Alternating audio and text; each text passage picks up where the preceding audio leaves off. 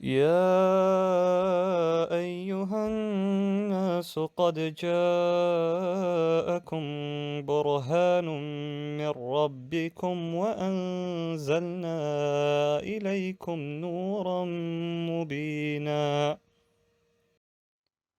أعوذ بالله من الشيطان الرجيم. بسم الله الرحمن الرحيم. إن الحمد لله نحمده ونستعينه ونستغفره ونعوذ بالله من شرور أنفسنا ومن سيئات أعمالنا. من يهده الله فلا مضل له ومن يضلل فلا هادي له وأشهد أن لا إله إلا الله وحده لا شريك له وأشهد أن محمدا عبده ورسوله. سبحانك لا علم لنا إلا ما علمتنا إنك أنت العليم الحكيم.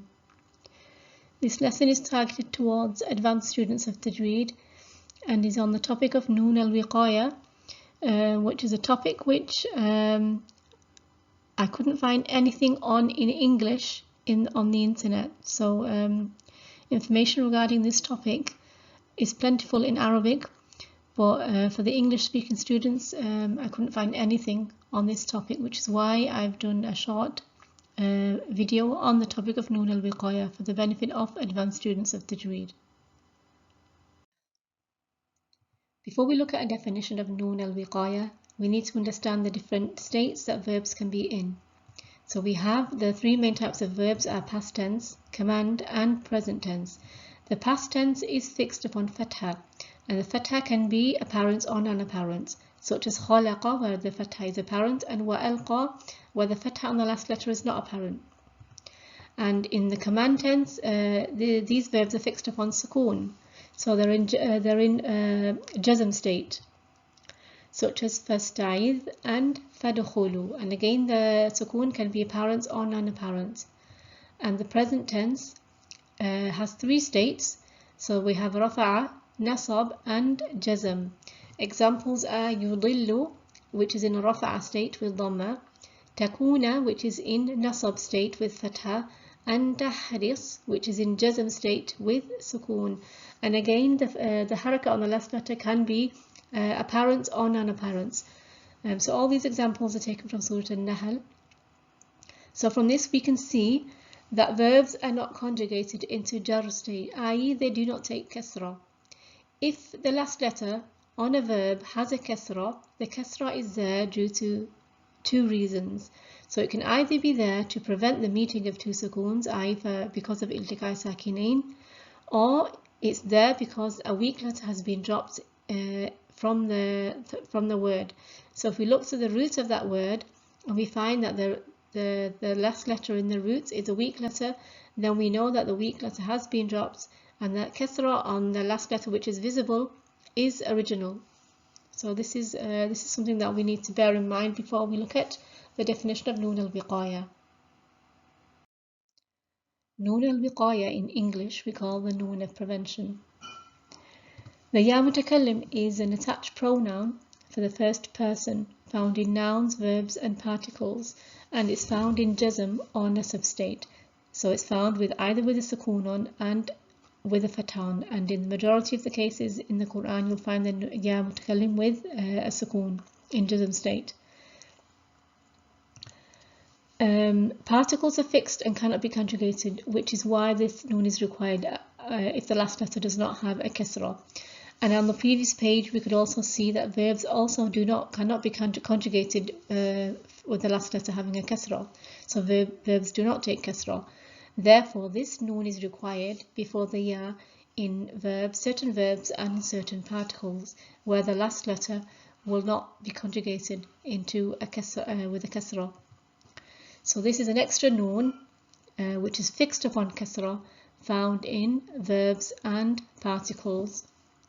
And here in this ayah we can see the ya mutakallim, which is found in a particle in innani, a verb in hadani, and nouns in rabbi. So we can see in rabbi the noon al-wiqaya is not needed because the ba has a kasra and it can be conjugated with a kasra, whereas in innani the last letter in inna is a fatha, so therefore the ya is the noon al-wiqaya is required before the ya mutakallim, because the last letter is fatha and the ya mutakallim requires a kasra before it. So therefore the noon al-wiqaya has entered in this particle.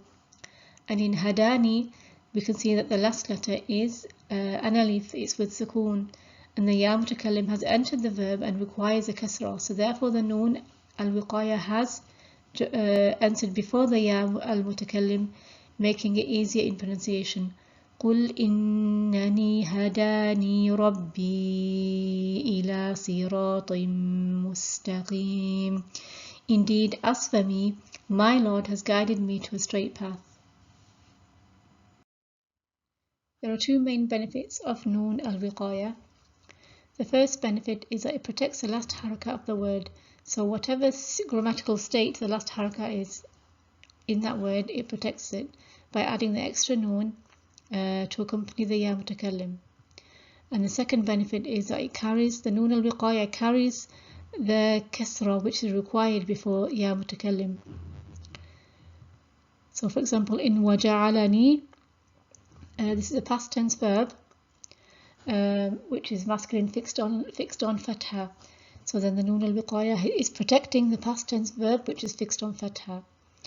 And wa'awsani is a past tense single masculine verb, the last letter in the verb being alif, which is because the root contains a weak letter, the root letters being waw, sad, ya. So therefore the noon al-wiqaya is protecting the alif which comes before from the roots, the alif from the which is a weak letter from the roots. And in walam yamsasni is a past tense single masculine majzoom verb. It's majzoom due to the particle lam which comes before the present tense verb. And here the noon al-wiqaya is protecting the state of jazm. So therefore the noon al-wiqaya accompanies the ya mutakallim. And the verb is still majzoom because of lam. And in anbi'uni, this is it's a plural verb, command verb, the last letter being a waw. There's also been hadaf of noon in this verb, which we'll discuss on the next slide. So here the noon al-wiqaya has entered because the last letter is sakina. So therefore the noon al-wiqaya accompanies the ya mutakallim, which requires the kasra before it. And in this particle, inna, so the particle is inna, which is fixed upon fatha, and the noon al-wiqaya has entered with the ya mutakallim to protect the fatha on the inna, which is fixed on fatha. It cannot change. It cannot take a kasra. It's mabni. It's fixed upon the fatha.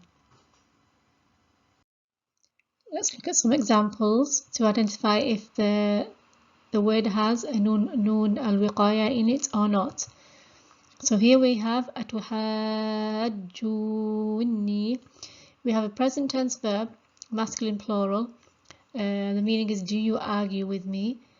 So here we have idgham of the noon al-wiqaya with the noon of the verb. So the noon of the verb was atuhajuna. So here we have idgham of the noon, both noons, which is why you have the noon mushaddad.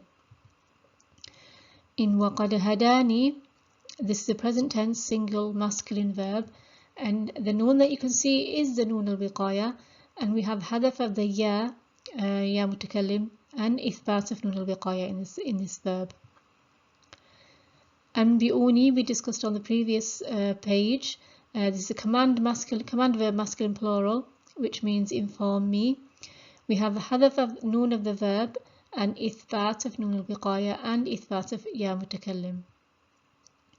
And in these particles, minni and anni, so whenever you see these particles in the Quran, so minni is actually min plus ni, the noon al-wiqaya and the ya mutakallim, and anni is an plus ni, the noon al-wiqaya and the ya mutakallim. So we have idgham with the particles min and an. So idgham of the noon al-wiqaya with the noon of min and an. And ta'aniya, we've had this on one of the previous YouTube lessons. So this is also a verb where the ya mutakallim is written in a small form because it's written as a ya zaida. So it's a past tense verb with noon al-wiqaya, and the ya mutakallim has taken a fatha due to iltiqai sakinain. Ata'idanini is a present tense verb. The hamza is a questioning hamza. The first noon is for the dual verb, it's a dual verb, and the second noon is noon al-wiqaya. Some recitations do idgham between the two noons, but Hafs reads them both clearly. Some recitations, such as Nafi', only read with one noon. The meaning of Ata'idanini is, do you both promise? Wala tahzani is a present tense verb. This is looks like it's a noon al-wiqaya with a ya mutakallim, but it's actually a ya mukhatib for the feminine verb, and the noon is from the roots, so that the root words are ha, za, zai and noon, meaning wala tahzani, meaning do not grieve. So this is not noon al-wiqaya, it's a noon from the roots, and the ya is the ya mukhatib for the feminine person. وقيل يا أرض ابلعي. So ibla'i is a command verb, and the ya that you can see is a second person feminine pronoun, which is found in command verbs. So this is not ya mutakallim, it's the ya mukhatib for the feminine again. Wa'tuni muslimin. So wa'tuni is a command verb, plural command verb, and the noon that you can see is noon al-wiqaya, and the ya is ya mutakallim. So this is noon al-wiqaya found preceded by the ya al-mutakallim.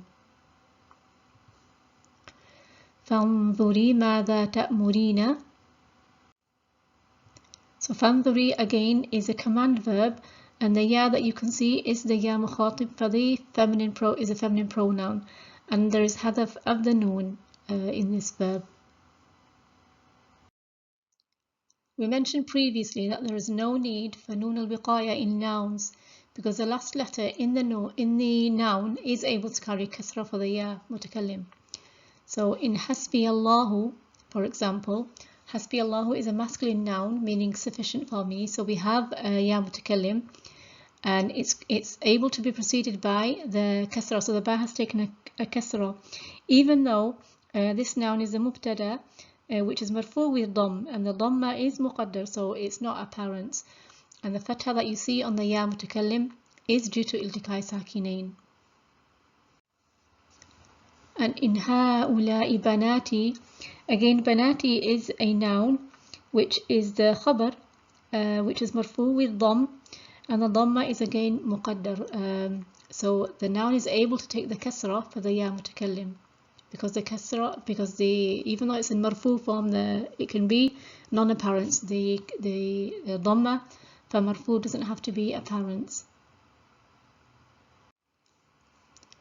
In la ta'khudh bilihiyati, so this is a feminine noun, meaning don't take me from my beard, so my beard, and it's the only place where this word is found in the Quran. So the root letters are lam, ha, ya, so there is a ya in the root. So the ya that you see at the end is ya mutakallim, and because it's a feminine noun, normally if it was without the ya mutakallim, it would be found with a ta marbuta. So this is the feminine ta that you can see before the ya mutakallim, which is able to take the kasra for the ya mutakallim. Idhab bi kitabi. Again, this is a noun, meaning idhab means go with my book. So this is ya mutakallim, and the ba of the word kitab is able to carry the kasra for the ya mutakallim. In the word innabani, so this is a noun, ibani, and the noon that you can see is from the root letter. It's not noon al-wiqaya, so the ya mutakallim is preceded by the noon from the root, and the noon from the root is able to carry the kasra for the ya mutakallim. Inni zalamtu nafsi. So nafsi is a feminine noun which is marfu with dhamm, and the dhamm is muqaddar. it's not apparent, and the ya is ya mutakallim, and the letter before is able to carry the kasra required for the ya mutakallim. So in all of these nouns, the nouns are able to carry the kasra for the ya mutakallim. There is no need for noon al-wiqaya. Let's summarize noon al-wiqaya. Noon al-wiqaya is an extra noon which is fixed upon kasra found in verbs and particles. The benefit is that it protects the haraka of the last letter in the word, and also it carries the kasra, which is a requirement for the ya al-mutakallim. And the noon al-wiqaya is specific for ya mutakallim. The second person feminine pronoun, which also looks like ya mutakallim, is also found in verbs. And the way to differentiate between the ya mutakallim and the second person feminine pronoun, which is also ya, is through the noon al-wiqaya.